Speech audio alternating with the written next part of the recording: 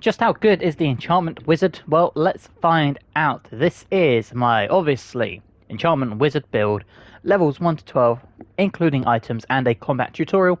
So let's jump in. Obviously, level 1, we start with the Wizard. Now, for your cantrips, I would suggest taking 3 damage dealing cantrips that are different affinities. So, for example, I'm taking Firebolt, taking Rare Frost, and taking Shocking Grasp. This gives me both melee and ranged cantrips I can use to deal some damage. Okay, for your first level spells, my choices would be Mage Armor for extra defense. I would take Charm Person. This is an enchantment spell, and that's what we really want to focus on. Thunderwave, because as I've said multiple times, Thunderwave is one of the best spells in the game.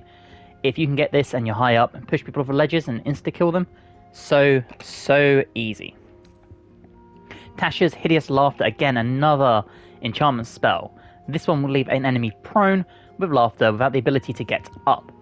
Have to have 5 more intelligence, which most enemies in this game do, and it lasts for 10 turns. Really powerful stuff. Shield, because who doesn't like shield? It's a reaction spell and stops you taking damage. And of course, Magic Missile, because it never misses. Now, when it comes to your ability points, we're going to have something that looks akin to this. We want 8 in Strength, 14 Dex, 16 Constitution, 16 Intelligence, 10 Wisdom, and 10 Charisma. For your proficiencies, take whatever you want.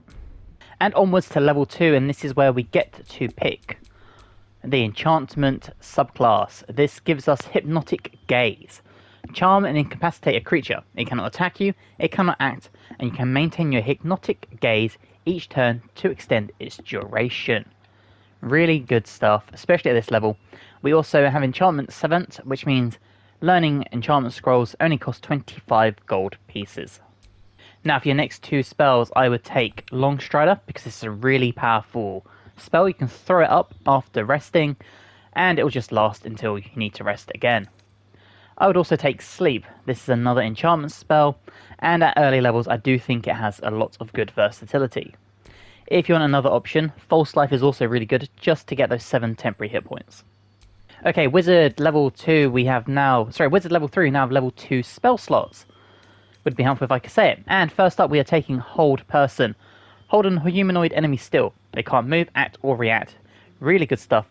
If you are holding onto an enemy, any hits against them then become critical from any of your allies. Really good way of being able to hold a person down and just wail on them and take them out of the fight. And because we are going to be controlling the battlefield, I would take Misty Step. You can use it as a bonus action, and it can just help you get up high, and then you can Thunderwave. It can help you get out of the way of danger, things like that. Okay, Wizard level 4, we get 1 more cantrip, and for this one I would take Bone Chill. Now we have necrotic damage, but an undead target receives disadvantage on attack rolls, and it stops enemies from healing. Really good, just basic cantrip you can throw up, and it will help you out in a pickle. And for your next 2 level spells, I would take Crown of Madness. So instill madness in the humanoid, making them attack creatures closest to them other than you, even if it's allied. This is really good if you basically have a group of enemies together, throw this on one of them, and they'll just start attacking their friends. I would also take Melf's Acid Arrow. It's a big damage dealing attack, and I think it's worth it. If you really want to, you could take Mirror Image, but I'm going to give you an option for armor that will allow you to not need to do that. But this will raise your AC by a maximum of 9. Might be worth thinking about. And for your ASI, we're going to bump our intelligence up to 18. Okay, Wizard level 5, we now have a level 3 spell slots, and if we're going to be a battlefield controller, let's take Counter Spell. Grab this, and even though it's not a enchantment spell, there is no better way of being able to control the battlefield by nullifying other enemies' spell attacks. To go alongside this, we're going to take the Glyph of Warding. I love this spell. You basically throw it down, and it triggers when an enemy runs into it. But what's really good about it is if you place it somewhere where there are enemies, and then it will trigger at the end of your turn. Really good way of being able to pick and choose your damage type and then get it onto as many people as possible. Okay, Wizard level 6, and now we have Instinctive Charm. Charm an enemy attacking you. They will attack a new target if possible at a reaction. So, we now have access to more spells, and there are loads of options here. Slow, really good one of being able to again control the battlefield. For me personally, I think if you're going to go down this route, Haste is a must.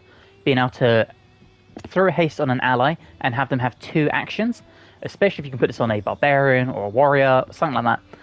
A lot of damage can be done here. So even though it's not controlling the battlefield per se, you are buffing an ally of your choice and giving them basically an extra round per turn. Really powerful. I would also take Hypnotic Pattern, as I pressed the wrong button. Hypnotic Pattern. Hypnotize creatures that can see the pattern. They cannot attack you, they cannot move or act. Really, really nice way of being able to just throw this up. Or if you are sort of in danger, you can stand there, Hypnotic Pattern, and if they fail, they can't do anything. It gives your allies a chance to get into the fight and draw aggro, those sort of things. Okay, Wizard level 7, and we get to continue with level 4 spell slots now. And the two we're going to take are Conjure Minor Elemental. Again, focusing on controlling the battlefield. Throwing up an elemental so you have a summon is a great way of being able to draw aggro away from yourself or your companions. And even if the elemental is going to be severely underpowered, it's basically just cannon fodder. Really good way of drawing aggro, being able to chip away at some enemies. Definitely worth taking. And one of my favourite spells, Evard's Black Tentacles. So, tentacles sprout from the ground, turning the area into difficult terrain, attacking and smothering creatures within. I love this spell. I use this all the time. One of my favourite combinations is Evard's Black Tentacles and the Hunger of Adar. Putting them together is such a good way of crowd control. It's phenomenal. Okay, Wizard level 8. We have access to another feat after we pick our spells, and to start with, Banishment. Now, again, a really good way of controlling the battlefield, because if you see an enemy and you just want to get rid of them for a turn, Banishment is the way to go. So, take Banishment, and for our next spell, we are going to take Lightning Bolt. So this just adds to our versatility of dealing damage, but Lightning Bolt is really good, especially if you are against wet enemies or anything like that. Lightning Bolt can be phenomenal. And for your feats, we're going to take an ASI and bump our intelligence, obviously up to 20. Okay, Wizard level 9, we have access to level 5 spell slots now, and there's two first options that stand out to me. First up, Conjure Elemental. So this is Conjure Minor Elemental, but better. And the same theory in my head applies.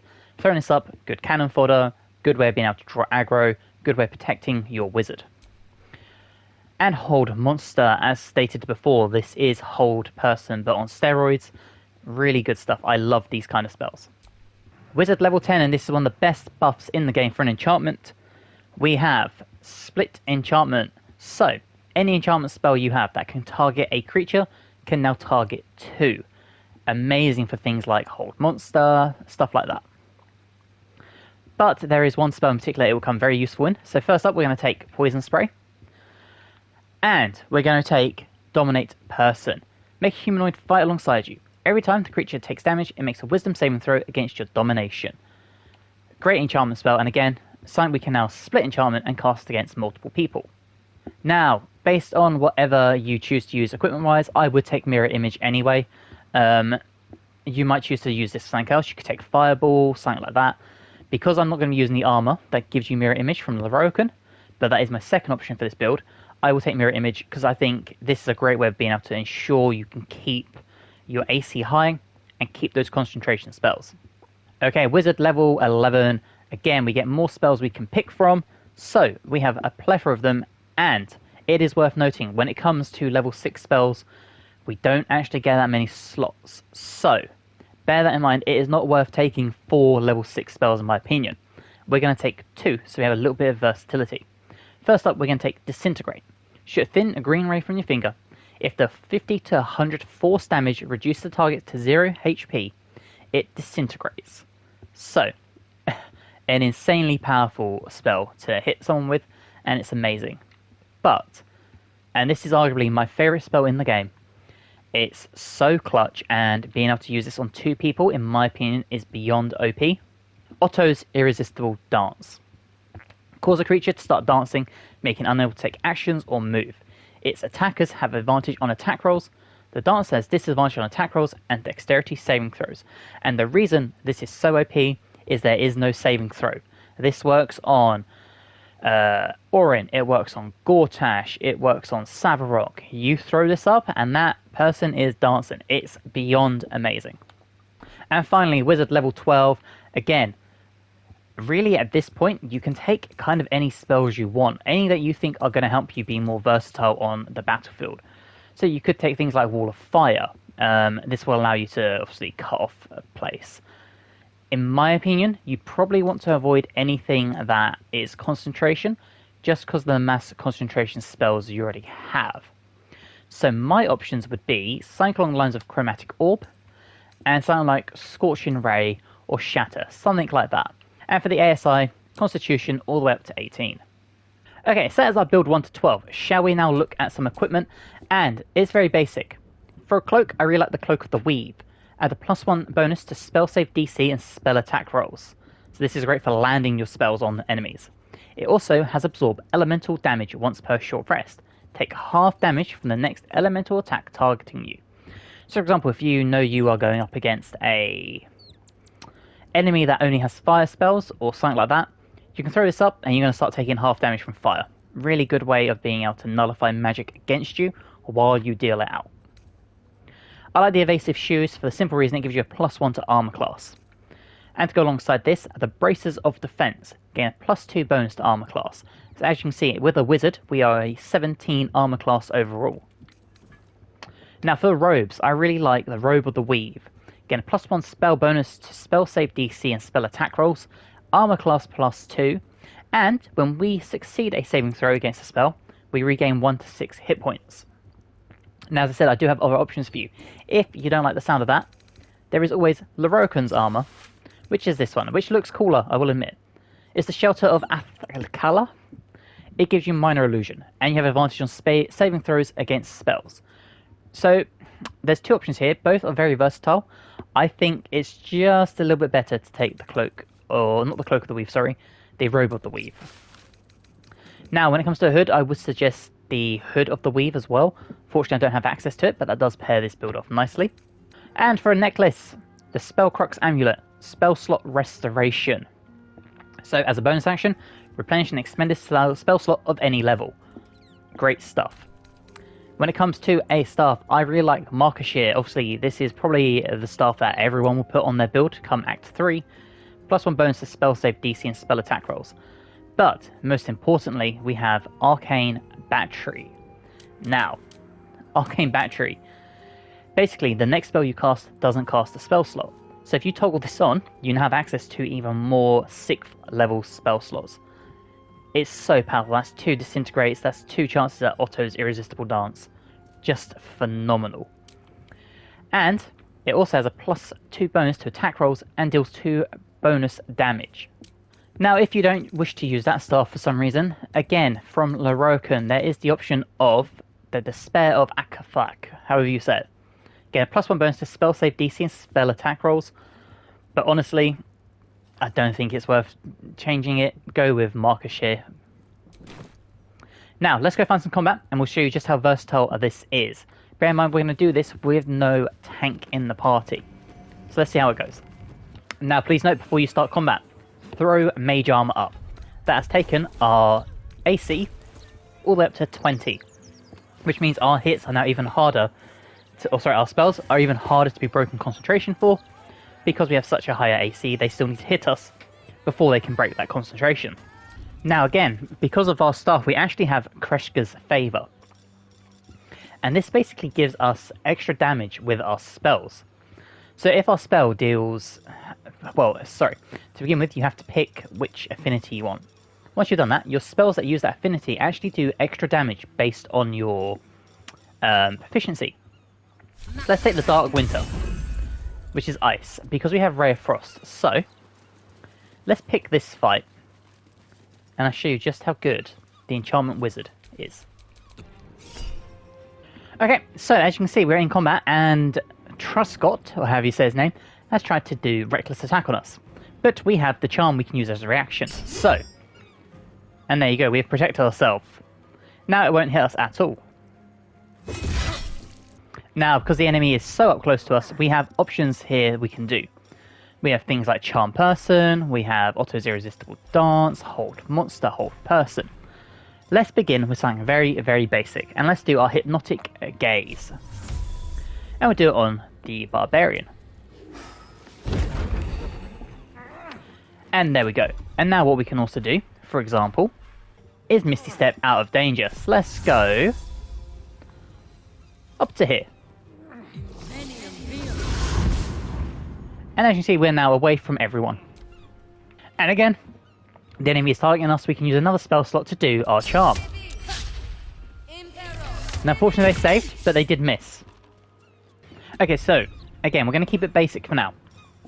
Ray of Frost. Let's just show you how much damage this does. There you go. 25 damage, thanks to our staff.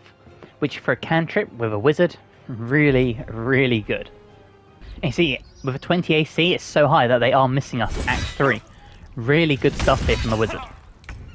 Okay, so it's back to our turn, and we're going to turn on Arcane Battery. Now, this basically gives us a free spell.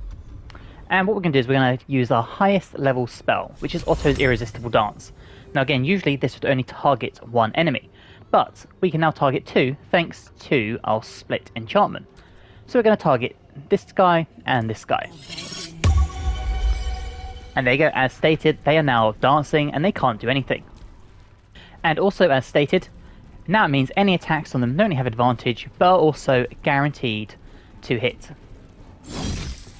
And there we go. A very easy way of taking down big, bulky enemies. And as I said, there is no save, so we still have it there. So if we were to run down here, what it now means is we could just continue hitting this enemy. So let's just do Ray of Frost. And there you go, another 19 points of damage.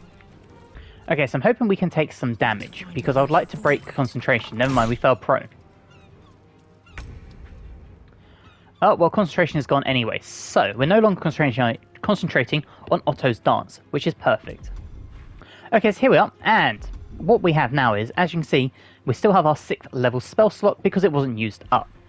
Which means we could come back in with another Otto's dance or a hold creature. In fact, let's do hold creature this time, or hold monster I should say. We'll upcast it. And there we go, and what is so good about this is that every hit is a guaranteed crit. So, if we bring our our allies up here, Jaheira can just about hit. There you go, guaranteed crit. And when this really comes in helpful, is when you have a rogue who can do sneak attack and deal 40 damage to the enemy. And especially if they dual wield, then you can hit them with the offhand as well. Another 26 damage on one enemy. Still breathing, despite everything. And how this works really well is if you have some synergy in the team. For example, my rogue, so if you paired this with my thief build from the other day, whenever they land a critical hit, they gain 10 temporary hit points and deal an extra 10 necrotic damage. So if you can get some team synergy going with these hold monsters, you will do mass damage and continual healing, as well as control the battlefield. Still on my feet. Now we can attack and it will not break. So for example, big hit there, and we've still got concentration on the hold monster. And it's just a matter of finishing the fight. Just like that. In fact, that last hit was crazy. How much did we just do then?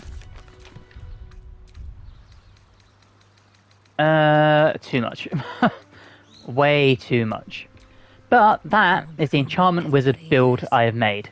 It's so good for controlling the battlefield, and like I said, if you can get that synergy going with like the sort of life stealing, stuff like that, you are just going to mass deal damage, heal, and fights are going to be a breeze. Bearing in mind we did this without a traditional tank, so no Lae'zel, no Karlach, and we still pull through pretty comfortably. If you have enjoyed, please let me know in the comments below, and let me know what you'd change about this as well.